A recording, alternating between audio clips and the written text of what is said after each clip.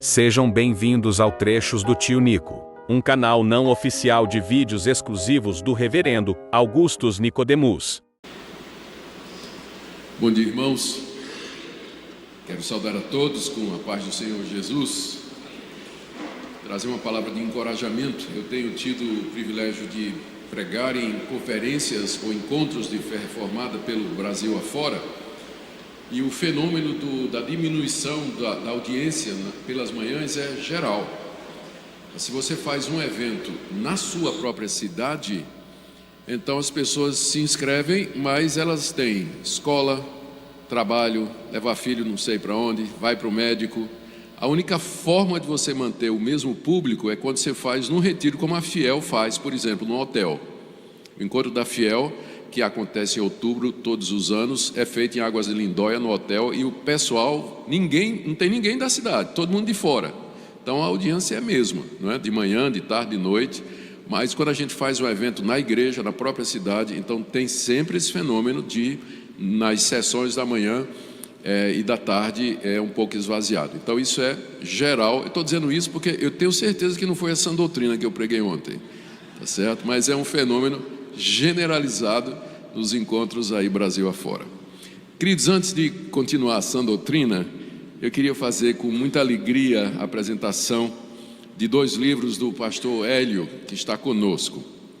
O primeiro é um comentário no livro de Números, o juízo e a graça de Deus na peregrinação do seu povo. Para muita gente, o Antigo Testamento é uma narrativa entediante de fatos que tinham a ver com a nação de Israel e com ela somente. Aqui o pastor Hélio mostra como no livro de Números você encontra as doutrinas do juízo e da graça de Deus permeando e se revelando na história da redenção no seu povo, durante o tempo que esteve no deserto. Pelo que eu soube, tem poucos, né, Hélio? Está acabando já, então acho que ainda tem uma chance de você correr atrás do livro do pastor Hélio, comentário no livro de Números. E tem um outro também que eu tive o privilégio de estar no lançamento desse livro, que é, olha só o título: Eu Sou Aquela Mulher, Devocionais para Mulheres de Oração. Então é um livro muito apropriado, trazendo instruções, orientações e inspiração para a mulher cristã, particularmente aquela que deseja ter uma vida de oração mais intensa diante de Deus. Um dos temas da nossa conferência é a glória de Deus. Eu terei o privilégio de falar sobre esse tema na quinta-feira. E gostaria de recomendar então dois livros que falam da glória de Deus, que estão disponíveis na livraria. Primeiro, A Paixão de Deus por Sua Glória, Vivendo a Visão, de Jonathan Edwards. É escrito pelo pastor batista reformado John Piper, muito conhecido, já esteve no Brasil muitas vezes, e ele sempre reconhece a dívida que ele tem com o puritano Jonathan Edwards, cujos ensinos marcaram todo o seu ministério. E também do John Piper, só que dessa vez ele é o organizador, o livro Fascinado pela Glória de Deus. Aqui tem artigos de J.I. Packer, de Justin Taylor, Mark Dever, Paul Helm e vários outros que são bem conhecidos e que têm livros também publicados em português. Então são dois títulos que nós temos na livraria falando sobre esse tema, a glória de Deus. Então os interessados já podem correr lá e adquirir, então logo nós terminemos aqui. Queridos, o meu tema nessa manhã é fé e obras, e é claro que o texto só pode ser Tiago capítulo 2. Queria convidá-lo a abrir a escritura, Tiago capítulo 2.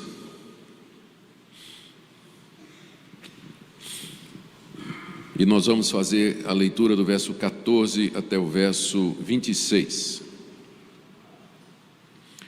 Tiago 2, de 14 a 26. Meus irmãos, qual é o proveito se alguém disser que tem fé, mas não tiver obras? Pode acaso semelhante fé salvá-lo? Se um irmão ou uma irmã estiverem carecidos de roupa e necessitados do alimento cotidiano, e qualquer dentre vós lhes disser, ide em paz, aquecei-vos e fartai-vos, sem contudo lhes dar o necessário para o corpo, qual é o proveito disso? Assim também a fé, se não tiver obras, por si só está morta. Mas alguém dirá, tu tens fé e eu tenho obras. mostra-me essa tua fé sem as obras, e eu com as obras te mostrarei a minha fé. Crês tu que Deus é um só? Fazes bem, até os demônios creem e tremem. Queres, pois, ficar certo, o homem insensato, de que a fé sem as obras é inoperante? Não foi por obras que Abraão, nosso pai, foi justificado, quando ofereceu sobre o altar o próprio filho Isaque? Vês como a fé operava juntamente com as suas obras. Com efeito, foi pelas obras que a fé se consumou. E se cumpriu a escritura, a qual diz: ora, Abraão creu em Deus, e isso lhe foi imputado para a justiça. E foi chamado amigo de Deus. Verificais que uma pessoa é justificada por obras e não por fé somente. De igual modo, não foi também justificada por obras a meretriz Raabe, quando acolheu os emissários e os fez partir por outro caminho? Porque assim como o corpo sem espírito é morto, assim também a fé sem obras é morta. Até aqui a leitura da palavra de Deus, queridos irmãos. A doutrina da salvação pela graça, ensinada pelos reformadores, conforme nós vimos ontem, e ensinada com base nas Escrituras, como por exemplo Efésios 2, não tardou a provocar uma reação dos papistas ou da contra-reforma e de outros, que diziam que a ênfase que havia sido colocada sobre a graça excluía a presença e a participação do homem no seu processo de salvação e santificação aqui. De alguma forma, muita gente temia que essa ênfase na soberana graça de Deus e na sua misericórdia na salvação de pecadores acabasse servindo como um subterfúgio ou uma desculpa para alguns para continuarem a vida no pecado.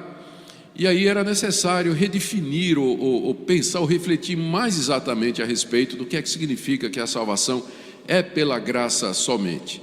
Os próprios reformadores desenvolveram, não demoraram a perceber que a ênfase deles na salvação pela graça, justificação pela fé mediante a graça, aliás, justificação pela graça mediante a fé, isso poderia de fato provocar mal entendimentos, e eles então trataram de resolver ou discutir qual é o papel das obras na vida do cristão.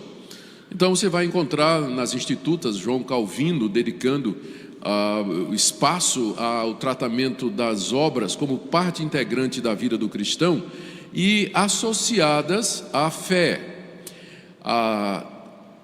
Você vê também nas obras de Lutero, embora menos, uma tentativa de explicar que a fé que é dada por Deus para a salvação, ela nunca vem sozinha, mas ela vem acompanhada de uma disposição que é resultado da mudança do coração que Deus faz pelo novo nascimento. Enfim, de todas as formas, os reformadores procuraram ajustar a doutrina da justificação pela fé para que não desse brechas para que se pensasse que estava se ensinando o libertinismo, ou que a doutrina da salvação pela graça era uma desculpa para que os crentes pudessem viver no pecado. Martinho Lutero teve, como eu disse, ele teve alguma dificuldade no início para entender bem. Talvez porque o entusiasmo dele ao descobrir que nós somos justificados livremente por Deus mediante a graça, o empurrou para um ponto em que toda vez que a palavra obras aparecia na frente dele, levantava uma bandeira vermelha, não é? E ele suspeitava de legalismo ou humanismo ou qualquer outra coisa relacionada com a participação do homem na graça de Deus. Tanto é que quando ele estava no processo de tradução da Bíblia dos originais grego, hebraico e aramaico para o alemão, que era a língua do povo, ao chegar em Tiago, ele encontrou muita dificuldade em considerar Tiago como sendo realmente inspirado por Deus, especialmente por conta de passagens como essa aqui, onde Tiago está falando a respeito das obras como parte integrante da salvação, a ponto de dizer que uma pessoa é justificada por obras e não por fé somente. Então, Lutero sentiu muita dificuldade em entender esse tipo de coisa. Ele traduziu a carta de Tiago, mas colocou no final, tirou do Novo Testamento, e na primeira edição da sua Bíblia em alemão, essa carta ela vem ao final como uma espécie de apêndice, e Tiago se referiu na introdução a essa carta como uma carta de palha, porque ele pensou que Tiago, ainda dominado pelo sentimento judaico e pela teologia judaica, não percebeu com clareza a doutrina da justificação pela fé. Além do mais, Lutero entendia que Tiago estava colocando-se contra a doutrina de Paulo. Paulo dizia que o homem era justificado pela fé, pela graça, enquanto que Tiago dizia isso não. O homem é justificado por obras e não somente pela fé. Bom, a bem da verdade, diga-se que na segunda edição do seu Novo Testamento em alemão, Lutero colocou a carta de Tiago de volta ao cânon, não é? Eu imagino que ele finalmente entendeu o que é que Tiago está dizendo aqui e que não há contradição entre o que Tiago ensina e o que Paulo ensina, porque a fé que Paulo recomenda nas suas cartas não é a mesma fé que Tiago condena aqui no capítulo 2, e as obras que Paulo rejeita nas suas cartas não são as obras que Tiago recomenda aqui, como nós queremos mostrar em seguida. Então é importante para nós reformados entendermos que a doutrina da justificação pela graça, mediante a fé em Cristo Jesus, ela não exclui a prática de boas obras, entendidas biblicamente, e que as boas obras fazem parte essencial da vida do cristão e da vida da igreja. Talvez porque religiões como o Espiritismo e o próprio catolicismo se apropriaram do termo boas obras, não é, dizendo que eles levam à salvação. Os evangélicos, particularmente os reformados, vão por outro lado, não é? E com medo de parecer espíritas e católicos, eles nem pregam a respeito da necessidade das boas obras e que elas fazem parte da vida cristã.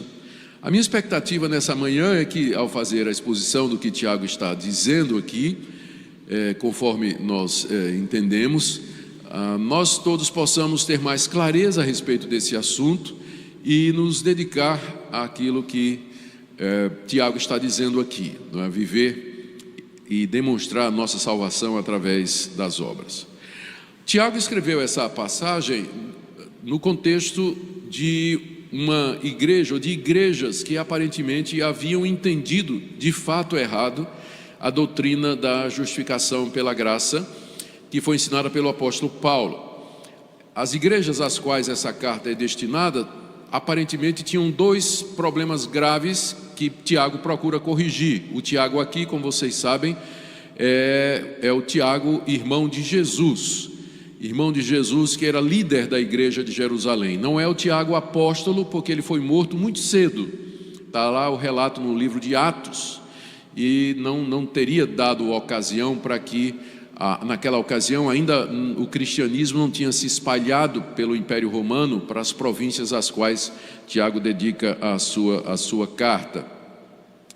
E os dois problemas dessas comunidades que Tiago procura corrigir são, em primeiro lugar, a superficialidade. Havia uma compreensão errada do Evangelho. Essa superficialidade consistia em pensar que o Evangelho era alguma coisa para ser ouvida e crida e que não tinha muita implicação prática. Daí você vê a ênfase de Tiago o tempo todo dizendo: irmãos, se vocês pensam que vocês, apenas ouvindo o Evangelho, vocês estão salvos, vocês estão enganados. Sede, tornai-vos praticantes da palavra e não somente ouvintes. No capítulo 2 ele condena a igreja porque tinha preconceito para com os pobres, quebrando o mandamento de Deus. No capítulo 3 ele critica aqueles que queriam ser mestres, mas não controlavam a língua. No capítulo 5 ele fala daqueles que tinham riquezas e que oprimiam o pobre.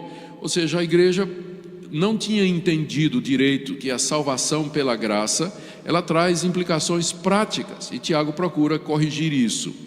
Segunda dificuldade que a igreja estava enfrentando era desenvolver uma atitude certa diante das perseguições e do sofrimento que eles estavam passando. Tiago menciona aqui pessoas que estavam doentes, pessoas que estavam sendo oprimidas pelos seus patrões nos campos, pessoas que estavam sendo processadas nos tribunais. Era uma igreja sofredora, mas aparentemente esses irmãos não estavam sabendo como enfrentar o sofrimento e reagir da forma correta.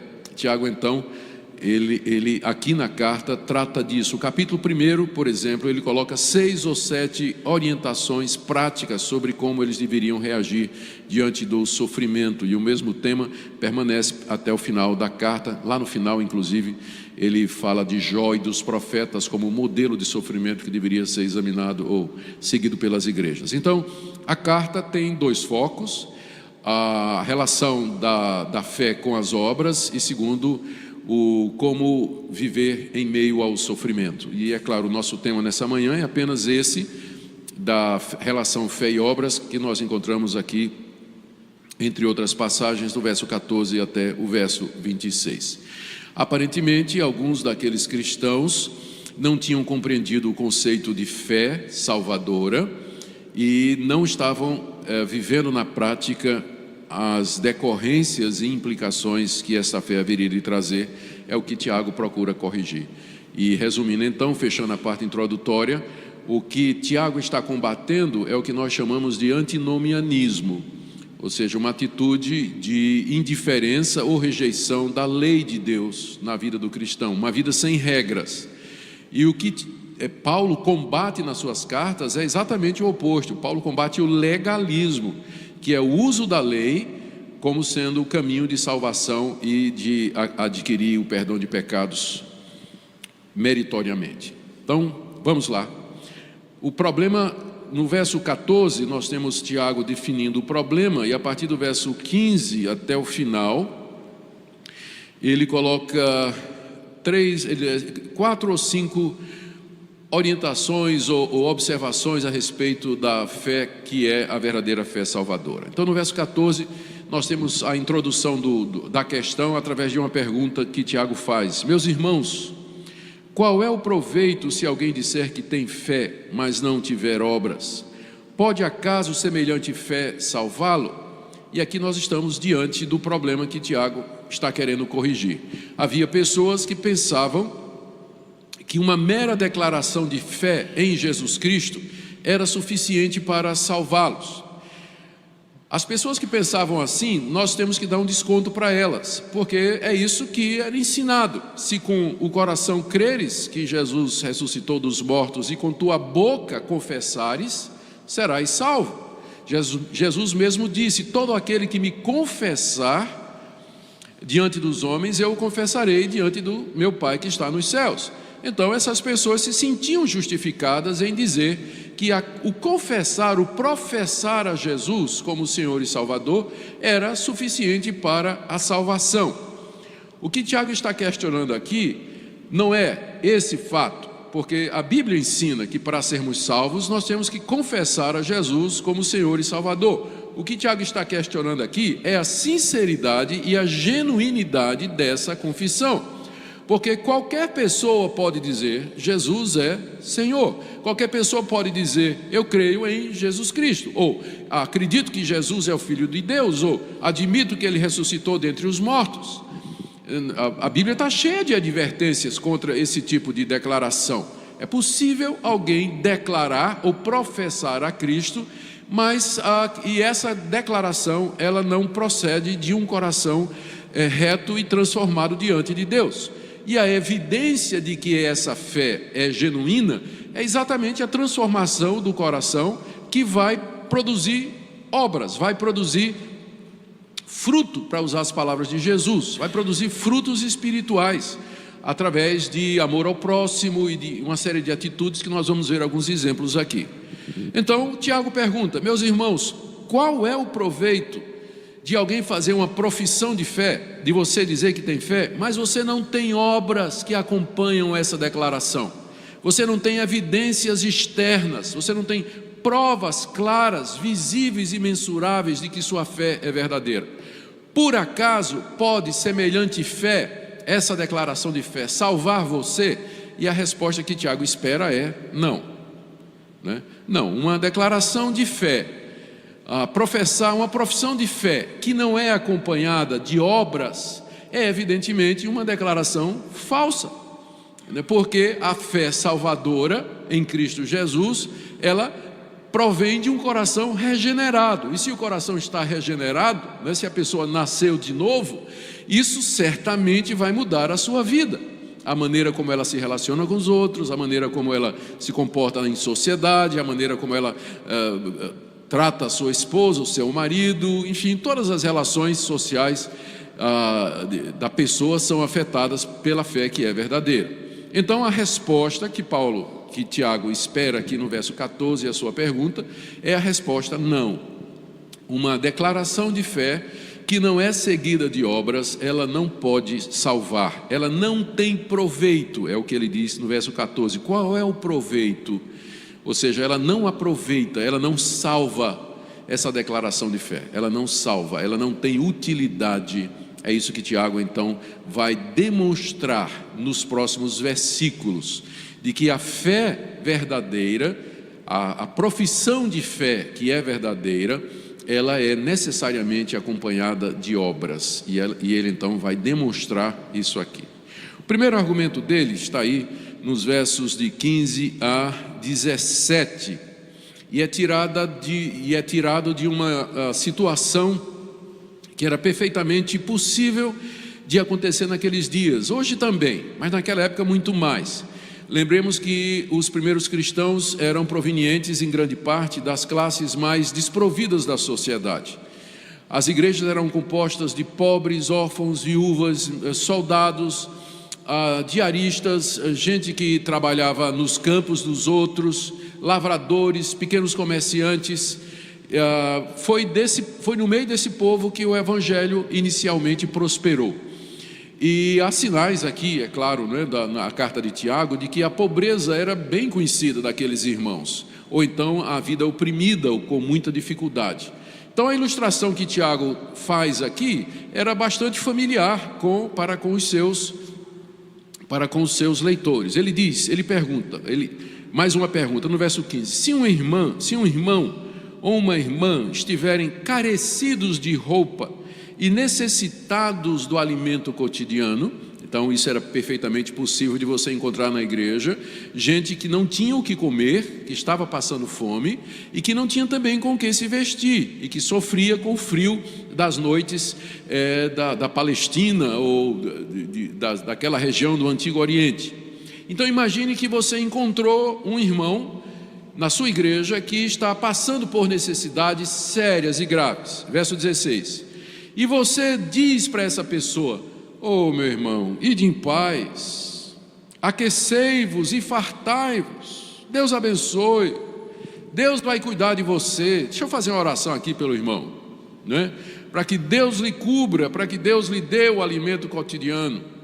Tiago pergunta: qual o proveito disso se você não meter a mão no bolso, tirar R$10 e comprar uma refeição para esse irmão?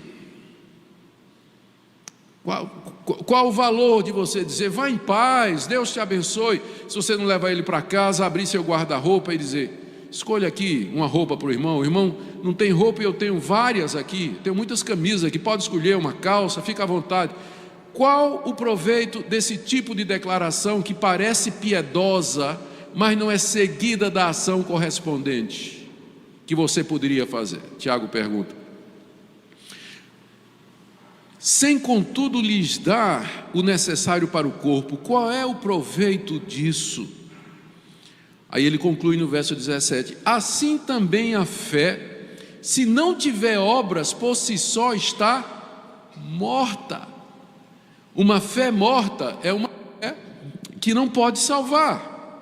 Ela é uma mera declaração, ela pode ser um assentimento intelectual a respeito das verdades do Evangelho. Você pode concordar que aquilo que a Bíblia está dizendo é verdade, você pode concordar com a doutrina da igreja, mas se ela não produzir obras, então em si ela é morta, ou seja, ela é ineficaz para a salvação. Você não está salvo, você é um crente, você é um professo apenas, você é um crente nominal, ou se você for usar a linguagem bíblica, hipócrita. A palavra hipócrita, ela vem de uma palavra grega que significa se esconder atrás de alguma coisa, e era a palavra que era dada aos atores daquela época. Se você já viu alguma ilustração de como era o teatro naquela época, tinha aquelas máscaras pré-fabricadas, né, de gente rindo, gente chorando, ou gente com uma cara de pergunta, os emojis da época, né? E que aí o pessoal segurava com uma vareta, né?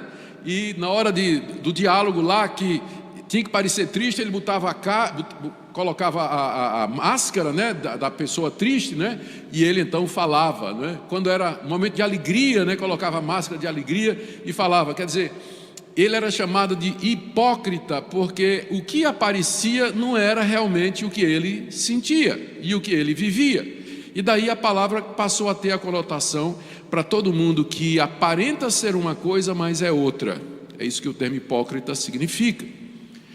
Então, uma fé sem obras, ou uma fé hipócrita, ela está morta, ela não tem condição de salvar, ela é tão inútil quanto você chegar para um irmão pobre necessitado e dizer: vá em paz, Deus te abençoe, que Deus lhe aqueça, que o calor do Espírito Santo aqueça a sua vida, meu irmão, e você não faz absolutamente nada para ajudar aquela pessoa que está passando necessidade. Então você percebe que o que Tiago está condenando aqui não é a doutrina da justificação pela fé. Ele está condenando aqui uma falsa profissão de fé, uma fé que não procede de um coração regenerado. Segundo argumento de Tiago, né, está aí no verso 18, onde ele entra em diálogo com um adversário imaginário. Isso é o que a gente chama de diatribe. Diatribe é um recurso literário em que o autor, a uma certa altura, imagina uma discussão com um adversário fictício. Isso é feito para trazer mais vivacidade, fica mais gráfica a discussão, chama a atenção dos leitores, engaja o leitor no meio daquela discussão para tomar um partido, né? Está tendo uma discussão e você é convidado a tomar um partido. Aqui Tiago imagina alguém, né, diante dele, e que diz assim: não, a fé salva, somente a fé salva, ela não precisa ser acompanhada de absolutamente nada, mas a mera declaração de fé salva diante de Deus. Verso 18: mas o alguém aqui é o próprio Tiago, dirá a você que acha que pode ser salvo pela fé sem obras: tu tens fé, tu dizes que tens fé, e eu, Tiago, tenho obras. Mostra-me essa tua fé sem obras, e eu, com as obras, te mostrarei a minha fé. Tiago aqui faz um desafio àqueles que achavam que a fé somente salva. O desafio é esse: mostre que essa sua fé é verdadeira. Como é que você prova que essa sua fé é verdadeira? Eu tenho obras que demonstram que minha fé é verdadeira, mas você não tem.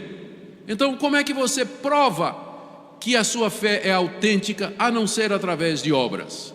O que Tiago está dizendo aqui é que a fé verdadeira, ela só pode ser conhecida através das obras praticadas por aquele que a professa, e que não tem outra maneira de você saber se a fé é genuína, a não ser pelo fruto que ela produz.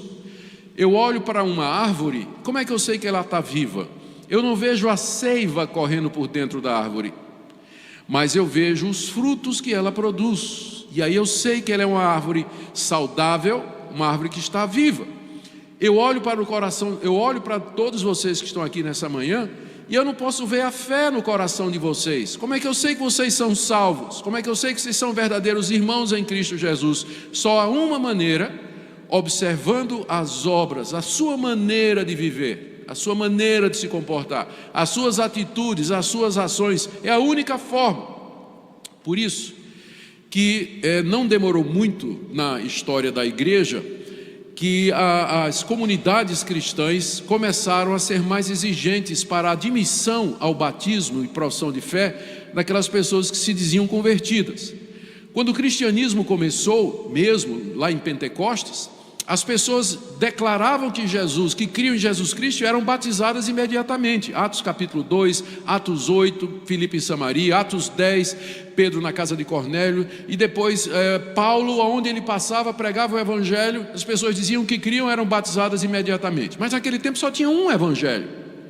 A pessoa dizer que Jesus Cristo era o Filho de Deus, ou confessar a fé verdadeira em Cristo Jesus, então as probabilidades de que aquela convicção, ou de que aquela confissão era sincera, era assim muito grande. Então o tempo entre a profissão de fé e o batismo era muito curto. Mas já percebe-se aqui em Tiago, não é? A necessidade que cedo a igreja começou a ver, a necessidade de ser mais cautelosa com o número de pessoas que professavam a fé, mas que não tinham compreendido ou que era uma fé fingida. E já no século II e III você encontra a formação de escolas de teologia ou escolas de catecúmenos, como por exemplo em Alexandria, mais adiante em Antioquia, exatamente para trazer mais conhecimento e preparação para aqueles novos convertidos. É sempre bom, e isso é uma cautela para nós hoje. A gente sabe que tem denominação, que se você passar na frente da porta da igreja, ele já puxa você para dentro e já lhe batiza, né? E torna você membro da igreja. Mas as igrejas históricas, elas são historicamente cuidadosas com os novos convertidos. São convidados a participar de uma classe de catecúmenos, uma fase de preparação, onde então vai se ver se de fato, não somente eles entenderam o evangelho, mas se a vida deles apresenta sinal de mudança e de transformação. E só então os conselhos se sentem seguros em admitir uma pessoa após ter tempo para observar. Isso deveria então ser uma cautela para nós, né? Para nós não admitirmos como membros de nossas igrejas pessoas de uma maneira irrefletida e tão rápida, porque a única forma de você averiguar ou se assegurar de que a fé genuína é através das obras, porque pessoas podem fazer declarações de fé perfeitamente ortodoxas, mas elas não têm um coração mudado e nem transformado. Então, mostra-me a tua fé sem obras, e eu com as obras te mostrarei a minha fé. As obras são necessárias para a certificação da genuinidade da fé. Terceiro argumento de Tiago está aí no verso 19. Ele ainda está falando com aquele adversário imaginário. Crês tu que Deus é um só? Fazes bem, até os demônios creem e tremem. Tiago ainda está falando com o cidadão. Você diz que existe um só Deus, você faz bem. Essa declaração aqui de Tiago, essa afirmação, tu crês que Deus é um só, ela reflete o Shema, que é a declaração fundamental do judaísmo. Lembrando que Tiago está escrevendo, essas comunidades eram compostas na maioria de judeus convertidos ao cristianismo. Enquanto que no cristianismo a declaração fundamental é Jesus Cristo é o Senhor, no judaísmo a declaração fundamental se encontra lá no livro de Deuteronômio. Ouve Israel, o Senhor nosso Deus é o único Senhor, não há outro Deus além dele. Então, pegando o início da frase em hebraico, Shema Israel, então o Shema era a declaração básica do judeu, que era, só existe um Deus e esse Deus é o nosso Deus. Todos os outros deuses são falsos. Paulo então se dirige a esse convertido, né, entre aspas, provavelmente um judeu, e diz: você crê que Deus é um só? Você faz bem, porque só tem mesmo um, não é? Mas ele continua: até os demônios creem, até o diabo sabe que só tem um Deus. O diabo sabe que Jesus Cristo é Senhor. O diabo sabe que Ele é o caminho, a verdade e a vida, e que ninguém vai ao Pai a não ser por Ele. O diabo sabe teologia mais do que você. Ele entende de teologia muito mais do que qualquer um de nós aqui. É um teólogo astuto e arguto, criativo. Ele inventa novas doutrinas que são forjadas lá nos escritórios do inferno para a perdição das almas humanas e confusão da igreja. Então, crer e declarar as verdades básicas e fundamentais e ortodoxas do cristianismo, isso aí até o diabo faz. Quando Cristo apareceu aqui nesse mundo e começou o seu ministério, os demônios, quando se encontravam com Jesus, eles diziam: tu és o Filho de Deus. Que temos nós contigo, filho de Davi? Não nos mandes para o inferno. Agora, o demônio tem uma vantagem sobre o hipócrita. Uma pessoa pode...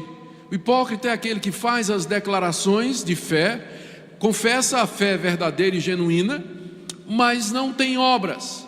O diabo treme. O diabo treme. Por que é que ele treme? Porque ele sabe que esse único Deus que existe, porque ele sabe que esse único Senhor que salva, Jesus Cristo, tem já determinado o dia em que julgarão não somente os homens, mas os anjos, e que eles serão lançados no lago de fogo e enxofre para todo sempre. Por isso que quando eles viram Cristo, eles disseram, não nos mandes para o abismo. Eles pensavam que já tinha chegado a hora do juízo final, porque o Messias já estava ali. E Jesus disse, não, não é agora não, por enquanto vocês vão só para os porcos mesmos, né? E eles saíram lá para aquela manada de porcos. Mas o diabo treme diante do dia do juízo. O que Tiago está condenando aqui é aquelas pessoas que se dizem cristãs, mas não tremem diante de Deus. Elas não temem a Deus. Elas não vivem na perspectiva escatológica do dia do juízo, quando irão prestar contas a Deus dos seus atos.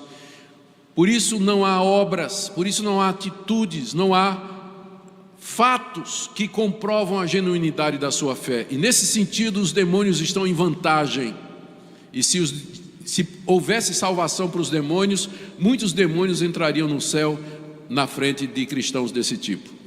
Mas não há salvação para os demônios. Eles estão condenados eternamente e não tem recurso infringente, apelo, habeas corpus, não tem absolutamente nada. A condenação de Deus, de fato, é irrevogável para eles. Irrevogável para eles.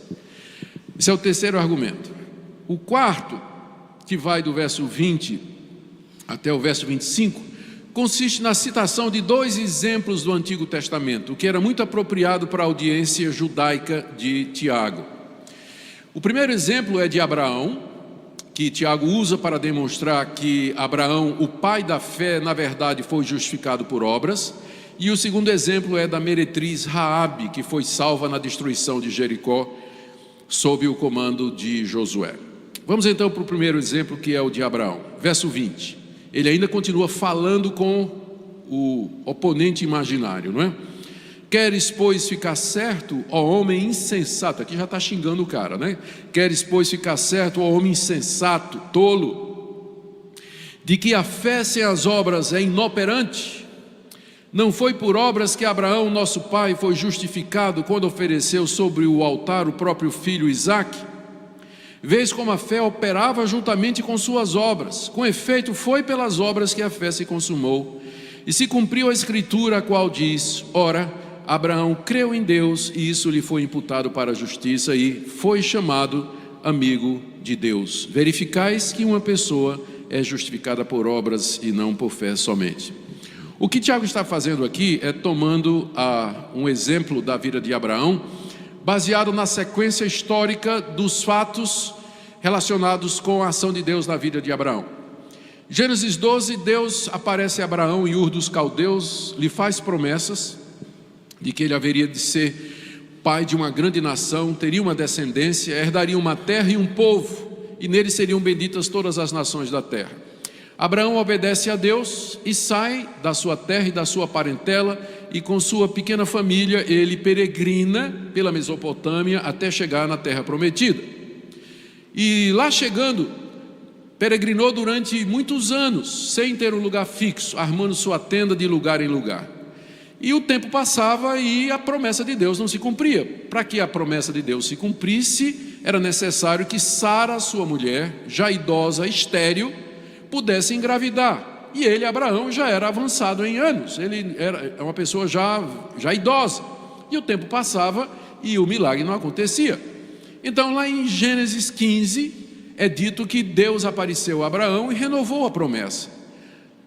Disse para Abraão de que ele seria pai de muitas nações, né? E Abraão meio que como duvidando, né? Questionando, não o questionamento da incredulidade, mas a curiosidade da fé.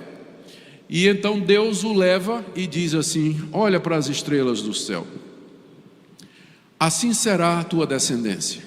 E lá está dito que Abraão creu em Deus, isso lhe foi imputado para justiça. É a passagem que Tiago cita aqui no verso 23, e que é Gênesis 15, verso 6. Abraão creu em Deus, e a sua fé em Deus, de que Deus haveria de lhe dar um descendente no qual seriam abençoadas todas as nações da terra, aquilo foi considerado, foi colocado na conta dele como justiça. Abraão foi justificado pela fé. Paulo inclusive vai usar esse exemplo lá em Romanos capítulo 4, para dizer que Abraão foi justificado pela fé antes de Moisés dar a lei. Portanto, a justificação não é pela lei, mas pela fé.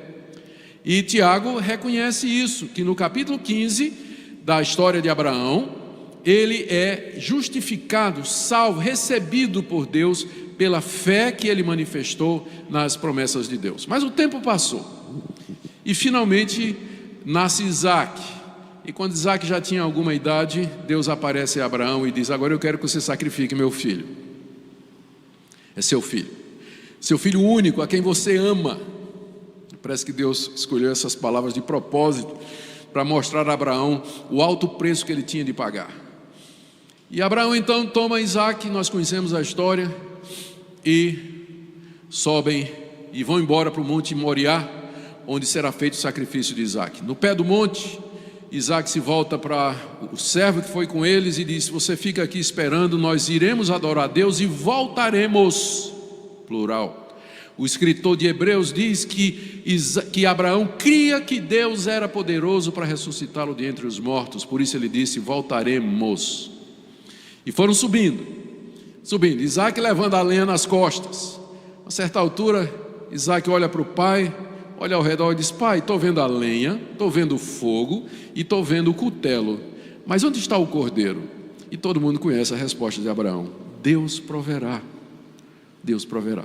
Chegaram no alto do monte, Abraão arma o altar de pedras, põe a lenha, amarra o seu filho e o deita sobre o altar e levanta a faca para executar o sacrifício, quando do céu brada o anjo do Senhor: não faça nenhum mal à criança, porque agora eu sei que tu me temes, agora eu sei que tu me amas. Tiago está explorando exatamente isso. Ele diz que a fé de Abraão foi justificada, comprovada pelas suas obras, quando ele ofereceu no altar o seu filho Isaac. Ou seja, a fé era genuína. Por quê? Porque ela levou à obediência, à renúncia do que ele tinha de mais querido para obedecer a Deus. Essa é a fé que salva. Veja como as obras cooperaram com a fé, no sentido de torná-la evidente, de torná-la clara, confirmando, ratificando, embasando essa fé. E a conclusão de Tiago, então, no verso 24 é: verificai, pois, que uma pessoa é justificada por obras e não por fé somente, não por uma fé vazia, oca, solitária, que não é acompanhada de ações de obediência, de renúncia e de entrega a Deus. Vocês percebem aqui a essa altura que Tiago já mudou o sentido de obras. No primeiro exemplo que ele deu, do pobre e nu, obras, né, parece ser você ajudar o necessitado. Mas agora, quando ele cita o caso de Abraão, obras é obediência a Deus. É você fazer o que Deus manda, é você renunciar a tudo que você tem por amor a Deus. Estas são as obras que acompanham a fé. Não é somente atos de caridade, mas uma vida de retidão, de submissão e obediência a Deus, como Abraão. O segundo exemplo que ele cita está no verso 25.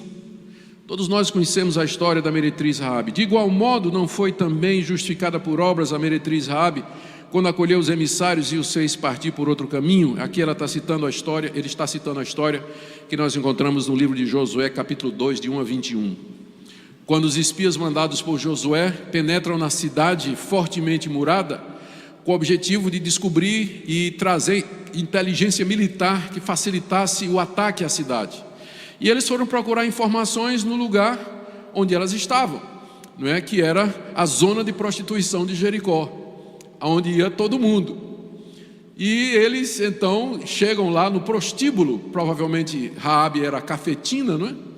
Era uma mulher de propriedades, porque quando tudo acaba, a aliança que eles fazem com Raabe é que ela deixe um fio de escarlata, um fio vermelho pendendo da janela do lado de fora do muro, que mostra que ela morava em cima do muro, ou seja, era no último andar, não é?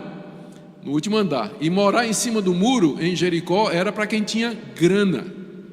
Para quem tinha grana. E, portanto, a gente imagina que Raabe era uma mulher de recursos financeiros, tanto é que ela sustentava o pai, toda a família. A história se desenrola depois no livro de Josué. E lá estavam os espias no prostíbulo na balada da Raabe, não é? E conversando com um, com o outro, procurando saber com os soldados que estavam por ali alguma coisa sobre a cidade. Então, de alguma forma, Raabe os descobre, e então eles falam com Raabe e eles confessam: nós somos enviados de Israel, que servimos ao único Deus verdadeiro, e nós viemos aqui espiar a cidade, porque Deus vai nos dar essa cidade nas nossas mãos. E Raabe disse: eu sei quem é esse Deus, e já ouvi falar desse Deus. Eu temo o Deus de vocês. Quem sabe as notícias do que Deus tinha feito com os egípcios e com outros povos no deserto chegaram também a Jericó. E Raabe ouviu aquilo, e Raabe guardou aquilo no coração. E com a chegada dos espias, então ela professou a sua fé no Deus de Israel. Disse: esse é o Deus em quem eu creio. Mesmo sem conhecer, não é? Mesmo sem ter tantas informações sobre ele. Mas Raabe é como muitos outros do Antigo Testamento, aqui e ali, fora da nação de Israel, que tinham conhecimento de Deus. Eram poucos, mas havia. E ela então provou que a sua fé era verdadeira quando o grito, né, veio: a polícia está chegando, né? Descobriram que os espias estavam lá. A polícia está chegando. Aí Raabe: vem, eu vou esconder vocês. E ela escondeu os espias da fúria ou da busca da polícia local de Jericó, salvou-lhes a vida e no dia seguinte os mandou de volta em segurança por outro caminho. O que Tiago está dizendo aqui é que Raabe foi justificada por obras. O fato de que ela arriscou sua vida escondendo os espias mostrava que a sua fé em Deus era verdadeira. Era verdadeira. Ou seja, a fé sem obras, ela é morta. Mas a fé verdadeira, ela é acompanhada de atos de obediência e de compromisso com Deus. Alguém pode perguntar: por que dois exemplos tão contrastantes, né? O primeiro exemplo é de Abraão, pai da fé, com quem Deus fez uma aliança, pai da nação israelita, considerado amigo de Deus. E o segundo exemplo de uma mulher cananita, prostituta, pagã, que vivia lá numa cidade que foi destruída pela ira de Deus, só escapou ela e sua família. Por que dois exemplos tão contrários? Eu acho que Tiago escolheu de propósito para dizer que não há exceção a essa regra, quer seja Abraão, quer seja Raabe, quer seja você, quer seja outro, não há exceção. A fé sem obras é morta. O verdadeiro caminho de salvação é mediante uma fé que produz atos de obediência. A conclusão de Tiago está no verso 26. Ele repete o que ele diz: assim como o corpo sem espírito é morto, assim também a fé sem obras é morta. Fica evidente então que a fé que Tiago condena não é a fé que Paulo recomenda, quando ele diz: pela graça sois salvos mediante a fé. A fé que Paulo vai dizer mais adiante, como nós vimos ontem em Efésios 2, que produz boas obras, embora o próprio Deus é quem as preparou para nós. As duas coisas andam juntas, são dois lados da mesma moeda.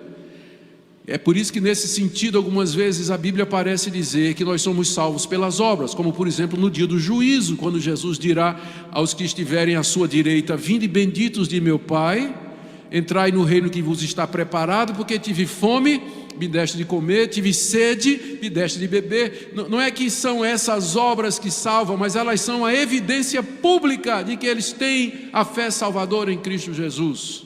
As duas coisas andam juntas, fé e obras, e aquilo que Deus uniu, que o homem não separe.